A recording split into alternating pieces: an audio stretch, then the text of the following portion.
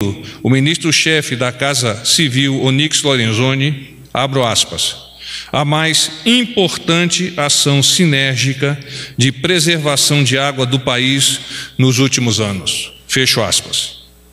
Semana do Meio Ambiente.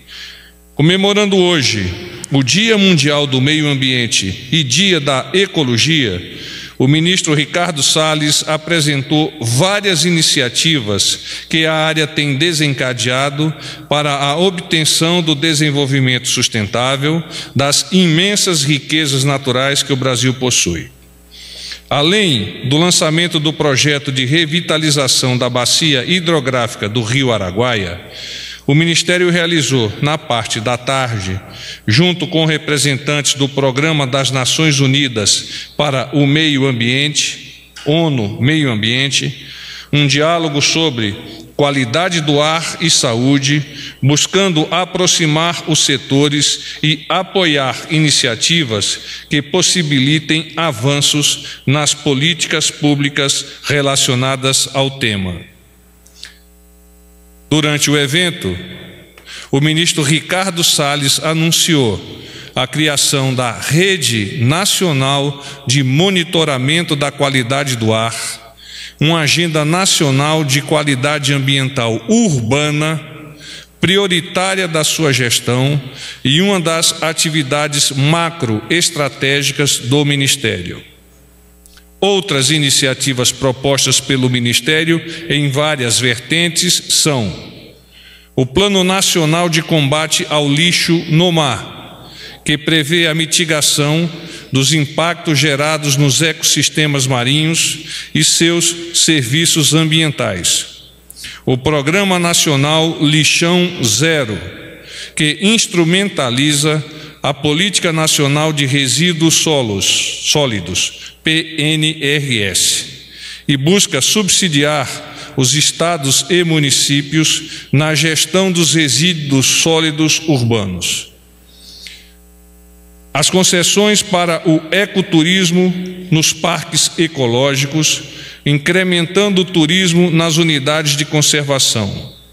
O Plano Nacional Anual de Proteção Ambiental, PNAPA, tendo sido executadas pelo IBAMA 83% das ações previstas no período de 1º de janeiro a 30 de maio de 2019, sendo como informação a média histórica de 75%. O decreto de conversão de multas, que moderniza o processo, permitindo ao autuado ter a multa substituída pela prestação de serviços de preservação, melhoria e recuperação do meio ambiente. Ainda, o decreto de modernização do Conselho Nacional do Meio Ambiente, CONAMA, tornando o processo decisório mais objetivo, célere e com foco na eficiência e qualidade das decisões acerca das políticas públicas na área do meio ambiente. O Fundo de Investimento sobre o Impacto na Biodiversidade, que visa a preencher uma lacuna crucial do financiamento ao fornecer acesso a crédito e investimentos que fortalecerão o empreendedorismo, a inovação, as startups e as cadeias de valor sustentáveis na Amazônia. O Fundo Verde para o Clima, programa de incentivo a serviços ambientais para a conservação e recuperação da vegetação nativa. Serão beneficiados produtores rurais, indígenas e comunidades tradicionais da Amazônia. As ações de combate ao desmatamento, realizadas pelo IBAMA de janeiro até o fim de maio, totalizaram mais de 1.300 ações fiscalizatórias na Amazônia Legal, o que inclui autos de infração, embargos, apreensões e outras sanções previstas na legislação. A prevenção a incêndios florestais, reforçada pela ação do ICMBio, que lançou em abril 98 editais para a contratação de brigadistas. Ao todo, serão contratados quase 1.200 brigadistas por períodos que variam de 6 meses a 2 anos. E, finalmente, o Protocolo de Montreal, atendido pela inauguração em Curitiba da primeira linha de envase de propano da América do Sul em maquinários para refrigeração de equipamentos utilizados em supermercados, expositores horizontais e verticais, ilhas de congelados, câmaras frigoríficas, entre outros. No Ministério da Justiça e Segurança Pública, o Instituto de Pesquisa Econômica Aplicada, IPEA, e o Fórum Brasileiro de Segurança Pública, FBSP, divulgaram hoje os indicadores de violência no Brasil por intermédio do Atlas de Violência 2019. Os dados apresentados mostram o crescimento da violência ao longo dos últimos anos no país e reforçam a urgência da adoção de medidas que reduzam a criminalidade, especialmente os homicídios e a violência contra as mulheres, e acabem com a impunidade. A área de segurança pública é uma das prioridades do plano de governo do presidente Bolsonaro. E isso ficou caracterizado com o encaminhamento ao Congresso do projeto de lei anticrime do ministro Moro. Em linhas gerais, o projeto tem o objetivo de maior efetividade no combate a 3 doenças da sociedade atual: a corrupção, o crime organizado e os crimes violentos. O Ministério da Justiça e Segurança Pública, além do pacote anticrime, já adotou diversas medidas para reduzir os índices de criminalidade, tais como a rede de centros integrados de inteligência de segurança pública, o aumento das polícias combinadas em órgãos de segurança pública estaduais, a transferência de líderes de organizações criminosas para presídios federais e a geração de vagas em unidades prisionais, entre outras. Com essas ações, o Brasil registrou uma queda de 24% de mortes violentas no primeiro trimestre desse ano, em relação ao mesmo período do ano passado. Viagem à Argentina. Ontem eu já tive a oportunidade de avançar-lhes com a programação e agora gostaria de tecer outros comentários. Os acordos que poderão ser celebrados durante a viagem de encontro bilateral com a Argentina ainda estão em fase de consolidação. Existem memorandos de entendimentos nos campos da cooperação em indústria de defesa, ciência e tecnologia, biocombustíveis e mineração. O ministro da Justiça e Segurança Pública, Sérgio Moro, esteve no final da semana passada em Buenos Aires, tratando de novos atos de parceria com os países membros do Mercosul. Nesse sentido, destaca-se o mandado Mercosul de capturas, que consolida procedimentos de prisão e entrega entre os países membros de pessoas procuradas por crimes, tanto para que sejam processadas, quanto para a execução da pena. Outra prioridade é o acordo para a formação de equipes conjuntas de investigação. Moro pediu mais efetividade aos acordos assinados, partindo para a formação concreta das equipes de investigação, já que a região ainda é carente desta ferramenta de cooperação internacional. Dito isto, me coloco à disposição de vocês para outras perguntas. Boa tarde, porta-voz Jussara Soares, do Jornal o Globo. Tudo bem, Jussara? Tudo certo.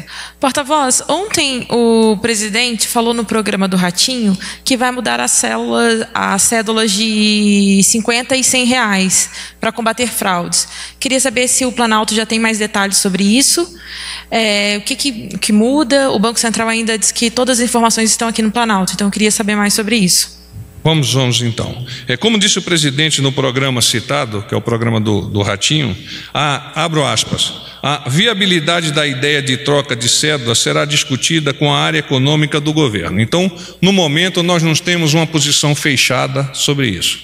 Continuamos estudando essa possibilidade, como o próprio presidente já esboçou naquele programa, e quando nós tivermos uma posição no sentido de haver o câmbio, haver a troca, ou não, nós a comunicaremos a vocês.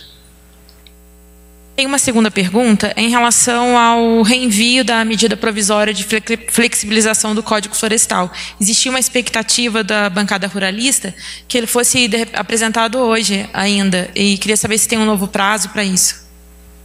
Bem, a questão da medida provisória do Código Florestal. Pessoalmente, eu conversei hoje com o ministro Onix.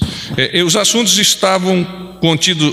que estavam contidos na medida provisória e que caducaram no Congresso já estão sendo analisados pelas áreas técnicas dos ministérios envolvidos e pela área jurídica, que é a da Casa Civil. Eu não tenho uma posição sobre o que está sendo discutido e quando essa discussão ou a conclusão desta discussão estará à disposição do Congresso para análise.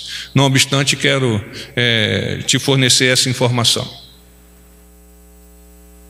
Eu porta-voz Daniele Brant, da Folha de São Paulo. Tudo bem, Tudo bom?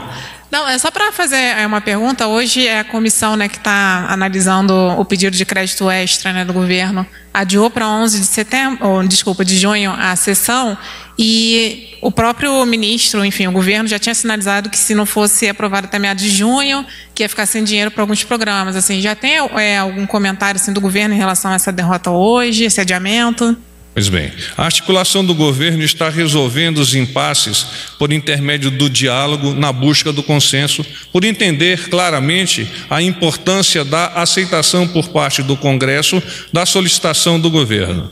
O presidente Bolsonaro tem a crença que os parlamentares vão aquecer sobre a necessidade da manutenção de benefícios, tais como benefício de prestação continuada, BPC, e Bolsa Família para a parcela mais humilde da população, que serão afetados caso a solicitação do governo não venha a ser encampada pelo Congresso.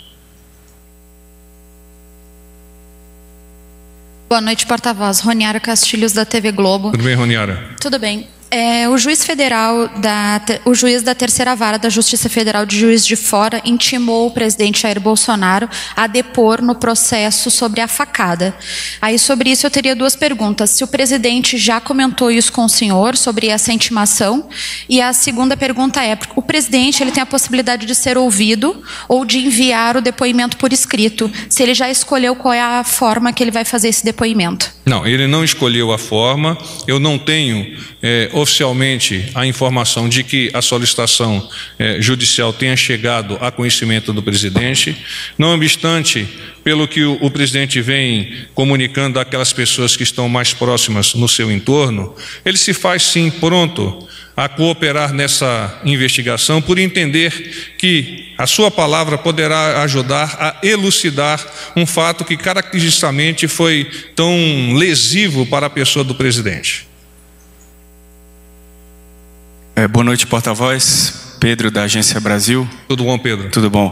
Eu queria saber se o Planalto comenta, que nesse momento o Supremo está julgando a questão da possibilidade de autorização, da necessidade de autorização do Legislativo para a venda de empresas estatais, quando elas envolvem o desfazimento de ações, e eu queria saber, já teve o voto do relator, que foi favorável a que se ouça o Legislativo em qualquer ocasião em relação a isso, que é algo com o qual o governo lutava contra. O julgamento ainda segue em andamento, mas como é que o governo vê esse posicionamento do relator até aqui, que pode indicar um... O presidente, por diversas vezes, democrata que vem se posicionando no sentido de entender a dimensão do que significa independência dos poderes, razão pela qual, independente do que venha a ser acordado ou decidido na nossa maior casa jurídica do país, ele acatará em totum.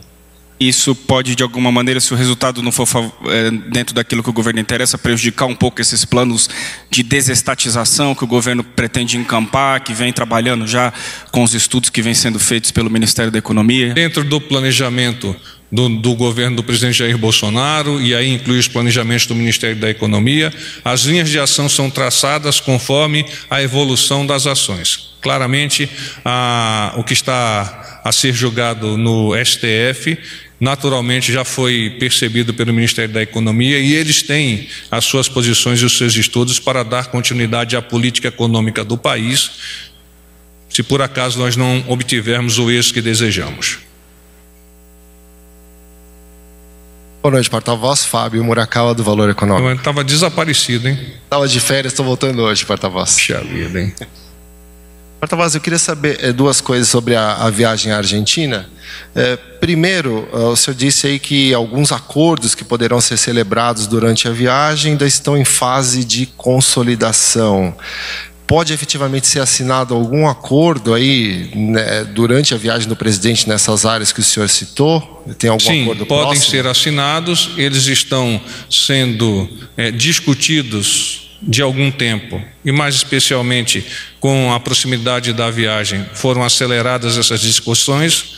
Então é sim possível que amanhã nós tenhamos a firma de alguns acordos que já tenham sido discutidos por antecipação, e mesmo outros que no futuro venham a ser firmados quando a sua iniciação de discussão venha a ocorrer a partir desse encontro. Saberia dizer algum que seria mais perto de ser firmado? Não, eu não tenho esse dado ainda. Nós consultamos o Ministério das Relações Exteriores e eles, de uma forma bastante tranquila e clara, até porque é necessário em um ambiente diplomático, eles esperam a definição exata do que vem a ser discutido para apresentar à imprensa. E uma segunda, o presidente recentemente, né, andou dando algumas declarações sobre o processo eleitoral na Argentina, demonstrando aí uma certa preocupação, né, com a volta aí do kirchnerismo ao poder, né? Eu queria saber se a eleição na Argentina vai ser tema de uma conversa entre o presidente Bolsonaro e o presidente Macri. Eu diria que sim. O presidente está indo ao encontro do presidente Macri no momento no qual o presidente Macri está envolvido num processo eleitoral. Mas eu gostaria de adiantar a percepção do presidente e vos digo, o presidente é a favor de governos de países que compactuam com os mesmos valores, e valores esses que são fortalecidos pela democracia, pelo valor do livre mercado e das liberdades individuais que o Brasil tanto lutou para conseguir a partir da eleição do presidente Jair Bolsonaro. Já declarou também, por diversas vezes, o desejo que a esquerda não retome o poder no nosso subcontinente sul-americano, como vemos hoje ainda na Venezuela. Júlia Lindner, do Estadão. Porta-voz, eu só queria completar a pergunta da Jussara. Eu queria entender, sobre alterações, né, no Código Florestal, existe uma previsão se vai ser editada, de fato, uma nova MP? Existe a previsão de que os estudos irão concluir sobre a edição ou não. Nós estamos estudando nesse momento e, como eu comentei com a Jussara, pessoalmente eu arguí o ministro Onix sobre esse tema. Mas então não há uma definição se de fato será por meio de medida provisória? Não há uma definição neste momento, Júlio. Muito obrigada. Eu que agradeço. Boa noite, General Beatriz, da Rede TV. A primeira coisa, eu queria saber se, por conta do telefone do ministro Moro ter sido hackeado, isso não pode representar, inclusive, uma falha na segurança do ministro?